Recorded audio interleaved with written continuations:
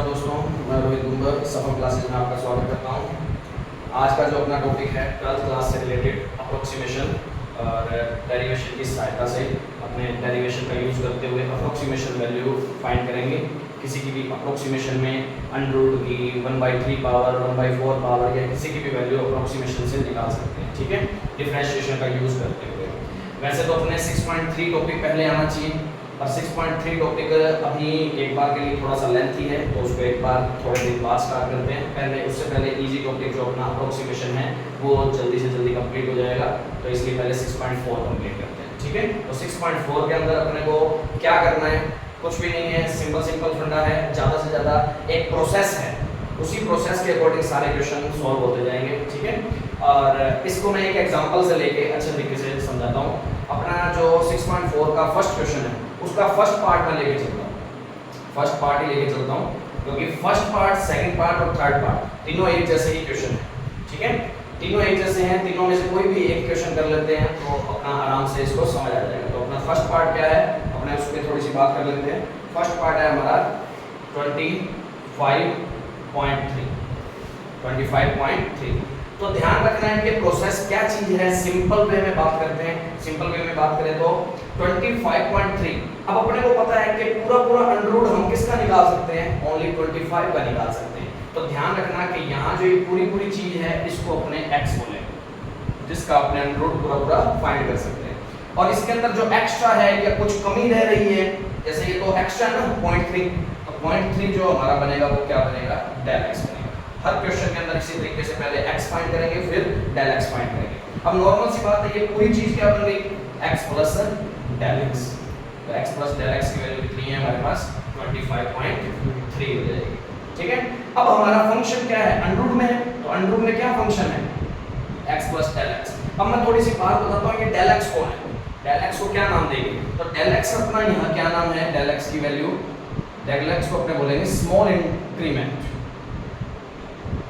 Small increment. ये देखो इसके अंदर कुछ ना कुछ इंक्रीमेंट तो है, वो स्मॉल सा इंक्रीमेंट कम भी हो सकता है, माइनस में भी आ सकता है, और ज्यादा होगा तो वो प्लस में आएगा हमेशा, ठीक है। तो डेल x जो भी है हमारा स्मॉल इंक्रीमेंट है। अब नॉर्मल सी बात है, हमारा function x plus del x के फॉर्म में, मतलब x के अंदर भी कुछ ना कुछ इंक्रीमेंट हुआ है, तो ऑटोमेटिकली जो भी फंक्शन हमारा होता है, जैसे अपने fx के फॉर्म में रिलेट करते होते हैं इसको, तो fx के फॉर्म में यदि मैं लेट करूं तो इसका मतलब क्या है, अपने को क्या कह सकते हैं, y के अंदर भी क्या होगा, कुछ ना कुछ तो इंक्रीमेंट हुआ होगा, क्योंकि हम फंक्शन को कैसे लेट करते होते हैं हमेशा, f(x) के फॉर्म में y = fx ही होता है, x की फॉर्म में जो भी होगा वो लिख दिया हमने।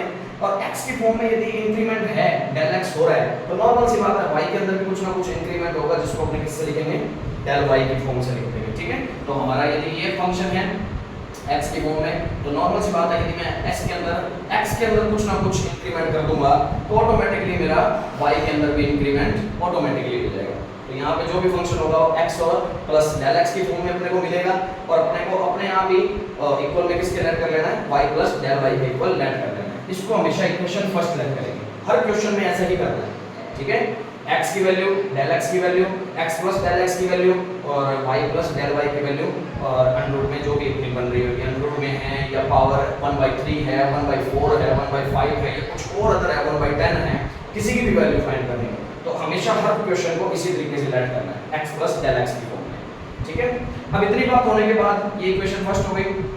अब हमें चाहिए x प्लस डेल x की वैल्यू, तो हमें को पता है, अंडर रूट हमें पता है, इसकी तो हमें वैल्यू निकालनी है। कहने का मतलब वैल्यू चाहिए y की और डेल y की, क्योंकि इसकी वैल्यू तो हमें पता है, इसकी तो हमें फाइंड ही करनी है। तो वैल्यू निकालनी किसकी है, y की और डेल y की। इन दोनों की वैल्यू मिलते ही उनको ऐड करेंगे तो इस पूरे की वैल्यू हमारे पास आ जाएगी, ठीक है। तो अब y की वैल्यू निकालते हैं, तो यदि अपने नॉर्मल फंक्शन देखें, y = fx की फॉर्म में तो हो सकती है, y = x की फॉर्म में तो हो सकती है। हमारा जो फंक्शन है y plus del y, original function तो यही होता है, y = fx, तो fx कौन सी फॉर्म में, √x की फॉर्म में, तो y की वैल्यू अपने इस तरीके से फाइंड भी कर सकते हैं। तो कितना हो जाएगा, x की वैल्यू मैंने इसमें पुट कर दी, कितना आ गया, 5 हो गया, ठीक है। ये y की वैल्यू आ गई हमारे पास। अब अपने को चाहिए किसकी, डेल y की। अब मैं तुम्हें ये बात और बता देता हूँ कि डेल y कैसे निकालते हैं,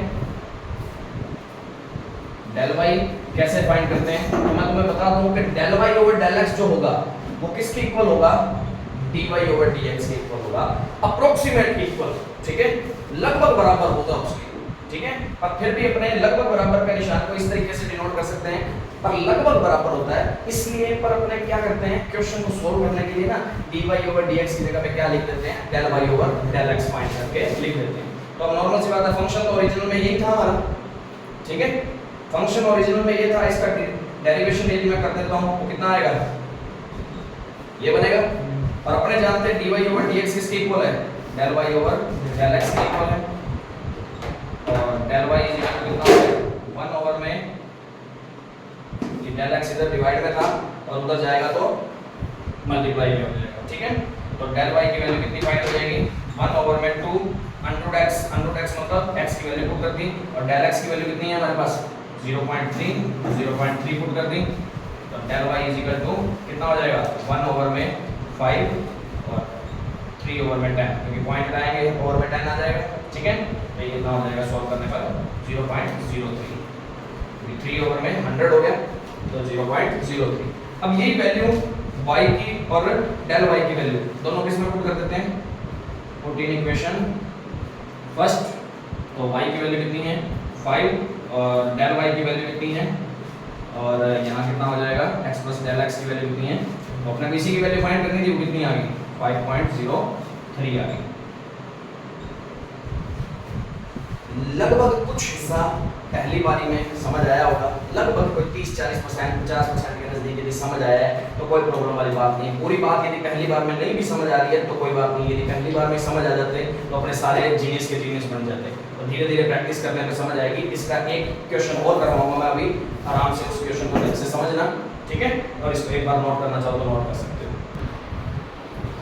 अब अपना क्वेश्चन, अपने थर्ड क्वेश्चन की बात करते हैं, फर्स्ट का थर्ड क्वेश्चन जो अपने को दे रखा है 0.6। इसका सेकंड क्वेश्चन सेम इसी तरीके का है, घबराना नहीं है, अपने आप करके देखोगे आराम से हो जाएगा, क्योंकि उसके अंदर 49.6 दे रखा है, शायद 5 दे रखा है, 49.3 दे रखा है, 49.5 दे रखा है, तो 5 दे रखा है, कोई प्रॉब्लम नहीं है, सेम ही क्वेश्चन है।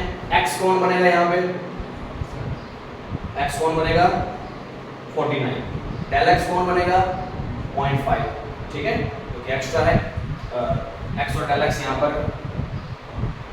49 और del x कौन बनेगा 0.5, ठीक है, और x प्लस del x कौन बनेगा 49.5। बाकी सेम क्वेश्चन है, उसी तरीके से आराम से इसको सॉल्व करते हुए चलना है, ठीक है, सारा सेम प्रोसेस चलना है। ये क्वेश्चन थोड़ा सा अलग है, इसलिए मैं ये क्वेश्चन करवा रहा हूँ, बाकी इस क्वेश्चन को तुम आराम से करके देखोगे, ठीक है। अब यहाँ एक चीज छोटी सी यदि अपने खास बात ध्यान दें तो x कौन होगा और del x कौन होगा, तो ऐसी 0.6 के ऐसी कौन सी चीज नजदीक है जिसका अपने अंडर रूट निकाल सकते हैं,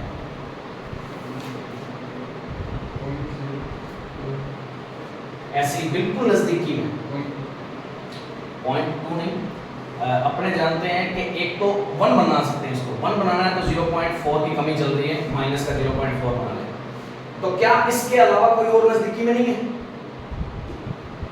यदि मैं इसको ये मान लूं तो कोई फर्क पड़ जाएगा, बात तो सेम ही है 0.60। अब इसके नजदीक देखो, क्योंकि यदि मैं ओनली 0.6 देखता हूं ना तो मेरे को दिमाग में आता है कि ये 1 के नजदीक है, अभी बात सिंपल सी है, और 1 के नजदीक है तो del x कितना बन जाएगा माइनस का 0.4 बन जाएगा। पर ये तो 1 तो क्या होता है 1.00 मतलब 100, लगभग 100 के नजदीक पहुंच गया, और ये कितना है ऑलमोस्ट 60 के नजदीक ही है, तो 60 के नजदीक और 100 के बीच में कोई भी वैल्यू नहीं है जो इसकी अंडर पूरा निकाल सके, सिंपल सा दिख रहा है 0.64, उसका अंडर रूट आराम से निकाला जा सकता है, 0.64 उसका अंडर रूट आराम से निकाला जा सकता है, ये बात ध्यान रखना। तो अपने को 1 नहीं लेके चलना, यहाँ क्या लेके चलना है 0.64, तो ये तो आ गया अपना क्या 0.64 जो होगा वो हमारा x होगा, जिसकी अपने प्रॉपर वैल्यू निकाल सकते हैं। अब ये कम था तो कितना कम था 0.04 था, ठीक है, तो इसमें से मैंने इसमें से घटा के निकाल लिया del x हमारा, ठीक है ना। अब वही बात x प्लस del x कौन हुआ 0.60 हो गया x प्लस del x। अब इतनी बात आने के बाद वही सेम प्रोसीजर अपना क्या होता है कि y प्लस del y किसके equal x plus del x, जिस टाइप की फॉर्म होगी उस टाइप में लिख लिए, लेट कर लेना उसको इक्वेशन फर्स्ट। अब अपने को वही बात, इसकी वैल्यू तो पता ही है, इसकी तो फाइंड ही करनी है, चाहिए किस किस की वैल्यू, y और डेल y की आ गई तो वो इसी की वैल्यू तो है, तो y की वैल्यू निकालते हैं, तो y के रूप में इसको लेट करता हूं, तो y की फॉर्म में इसको लेट करता हूं, कितना बनेगा, फंक्शन सिंपल फॉर्म में लिखते हैं, तो यदि x plus del x y plus del y की वैल्यू जो है अंडर में x प्लस डेल x के इक्वल है, तो y की वैल्यू क्या होगी, ओनली x की फॉर्म में होगी, डेल x नहीं आएगा, ठीक है। तो यहां से अपने इसकी वैल्यू निकालते हैं तो कितना हो जाएगा 0.64, ये कितना हो जाएगा 0. सॉल्व करते हैं तो 0.8, समझ आ गई बात। अब ये आ गया, अब ऐसे ही y टू फंक्शन तो यही था हमारा ओरिजिनल फंक्शन, इसका डिफरेंशिएशन कर दिया x के रिस्पेक्ट 1 ओवर में 2 x।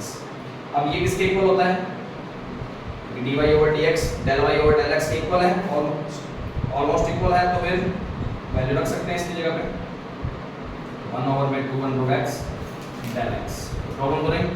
तो del y is equal to 1 over में 2 x की वैल्यू कितनी है 0.64 और del x की वैल्यू कितनी है माइनस में 0.04, ठीक है, ये वैल्यू रखी। तो del y की वैल्यू अपने फाइंड करते हैं, कितनी आएगी 2 into 0.8 और माइनस में ऊपर क्या है 0.04, तो यहाँ से इतना सॉल्व करते हैं तो 0.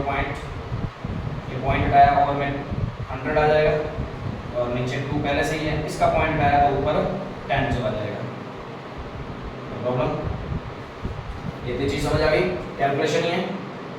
तो डेल y की वैल्यू कितनी आ जाएगी 2, ये 4 पे कैंसिल हो गया, ये 4 आ गया, 1 0 से 1 0, 1 ओवर में कितना आ गया 14, तो 1 ओवर 4 का मीन क्या होता है 0.25, अब एक और 0 है नीचे, तो कितना आ जाएगा 0.025, जब इसको सॉल्व करोगे तो कितना आ जाएगा 0.025, ये डेल y आ गया, y पहले से ही निकल गया था, पुट इन इक्वेशन फर्स्ट, ठीक है।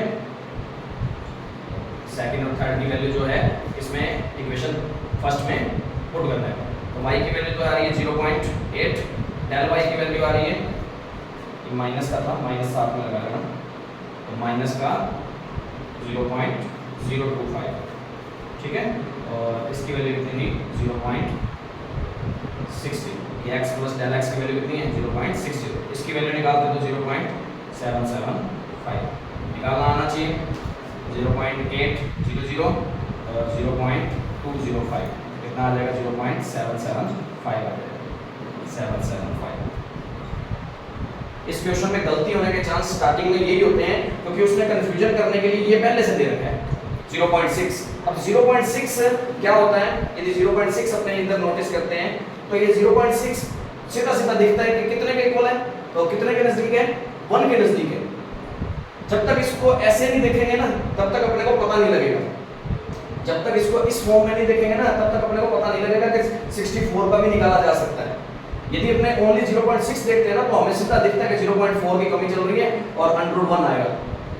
ये क्वेश्चन इसीलिए इंपॉर्टेंट बन जाता है, ठीक है, कंफ्यूजन होने के चांस पेपर में ज्यादा रहते हैं, तो इस क्वेश्चन को थोड़ा सा ध्यान से करके देखें। अंडर वाले क्वेश्चन पहला पार्ट, दूसरा पार्ट, तीसरा पार्ट, फर्स्ट क्वेश्चन का तीनों क्वेश्चन आराम से हो जाएंगे, इसी तरीके से होंगे, थोड़ा थोड़ा धीरे धीरे और भी समझ आ जाएगा। इसके आगे वाले क्वेश्चन हम भी करेंगे कंप्लीट, ठीक है, नोट करना चाहो तो कर सकते हैं।